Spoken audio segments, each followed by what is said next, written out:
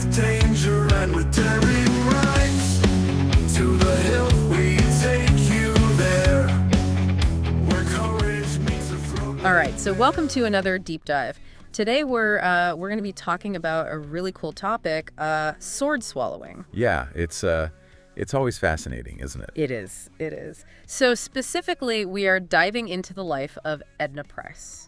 A remarkable woman. She is. She is. And we're doing this thanks to the book To the Hilt, A Sword Swallower's History of Sword Swallowing. And this is by Dan Meyer, who's a sword swallower. And Mark Hartzman? And Mark Hartzman, who is a sideshow historian. Quite the duo. Yeah, and you can find this book, by the way, at tothehiltbook.com. Amazon, Barnes & Noble, Books A Million, Target, Walmart. Yeah, all the places. Wherever they sell fine books, you can get a copy. So Edna Price. Let's talk about her life. She was born either 1899 or 1900. It's a little bit unclear. It's a little bit unclear. In Ashley, Pennsylvania, near Wilkes-Barre.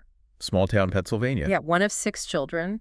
Her parents were Robert J. Price, who was born in Wales in 1868, and Edna Fritz Price, who's from Pennsylvania, and she was born in 1873. Now, this is where it gets interesting right from the get-go. Yeah. Ada, Edna's mom, was the sister of a renowned sword swallower. Right. Delno Fritz. So sword swallowing was kind of in the family blood. Yeah, it's like, I don't know, it's like plumbing or something. It gets passed down. Family business. Yeah, exactly. And she was really close to one of her sisters, Anne Price Jones. Who lived till 73, yeah. Yeah, so we know that they were pretty tight. So now let's get to the good stuff.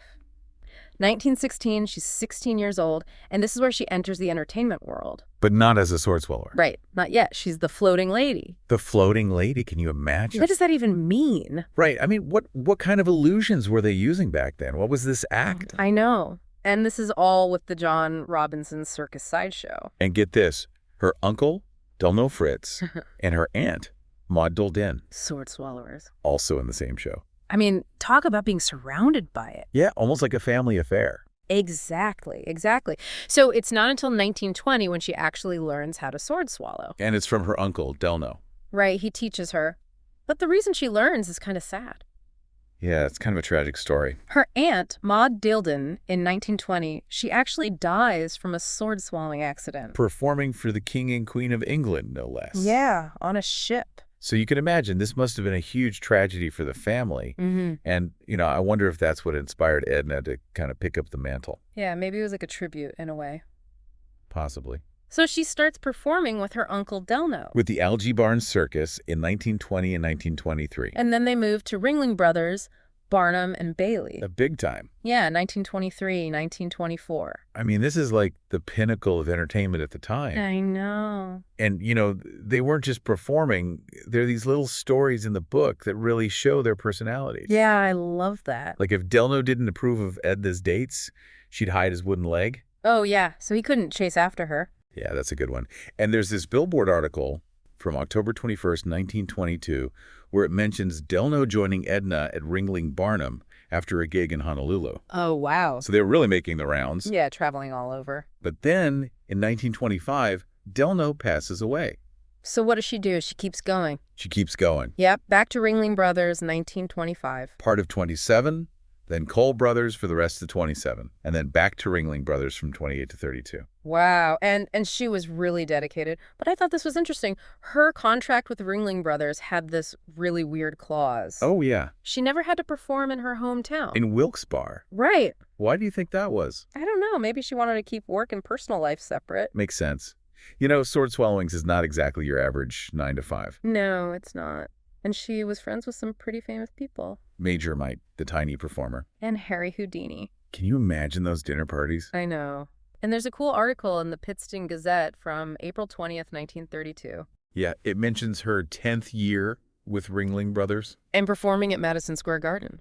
Think about that. 10 years of this. Yeah, it's amazing. And then the World's Fairs. Oh, yeah. 1933, Ripley's Believe It or Not Auditorium at the Chicago World's Fair. Performing for millions, literally. A million. And her family even went to see her there on July 1st, 1933. Ah, that's nice. This must have been a proud moment for everyone. Yeah, and she was so popular, she went back to the Chicago World's Fair in 34. Still with Ripley's. Yep. And then the New York World's Fair in 39 and 40. This is where she becomes a legend. She does. Ripley calls her the Queen of Sword Swallowers. And the first woman to swallow the white neon tube. Wow.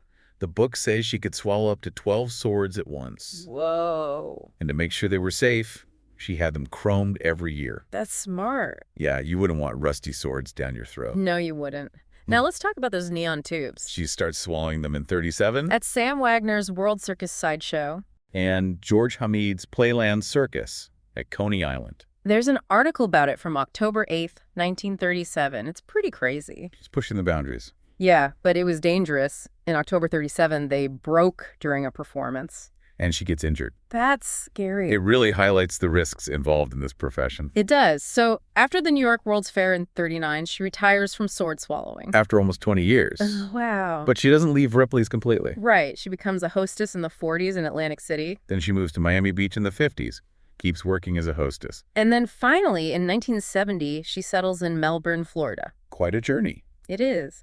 And we find out more about her personal life in the book.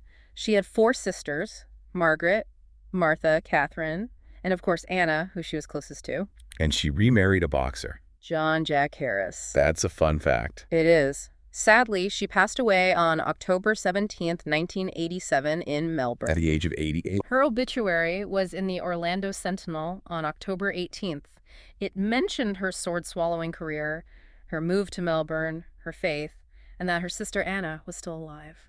And she's buried in the family plot in Pennsylvania. At Northampton Memorial Shrine in Palmer Township. Full circle. It is. And her swords and that neon tube, they went to her sister Anna. What happened to them? Well, after Anna passed away, they were dispersed. I wonder where they are now. Lost to history. Maybe in someone's attic. That would be cool to find. It would. You know, Edna's story really gives you a glimpse into a whole different world. Yeah, the world of entertainment back then. The sideshows, the world's fairs. And the people who dedicated their lives to these amazing and sometimes dangerous acts. And To the Hilt does a fantastic job of capturing that. It really does. So if you want to learn more about Edna Price, Delno Fritz, and the history of sword swallowing, definitely check out To the Hilt, a sword swallower's history of sword swallowing. You can find it at tothehiltbook.com, Amazon, Barnes & Noble, Books A Million, Target, Walmart, all the usual places. And don't forget the To the Hilt podcasts. They dive deeper into the lives of these fascinating performers. Yeah, you can find more information at tothehilt.net and tothehiltbook.com. And I think it leaves you with a question. What makes someone dedicate themselves to something so unusual, so risky? What's the appeal of the impossible? That's something to think about. It is. Thanks for joining us on this deep dive. We'll see you next time. See you then.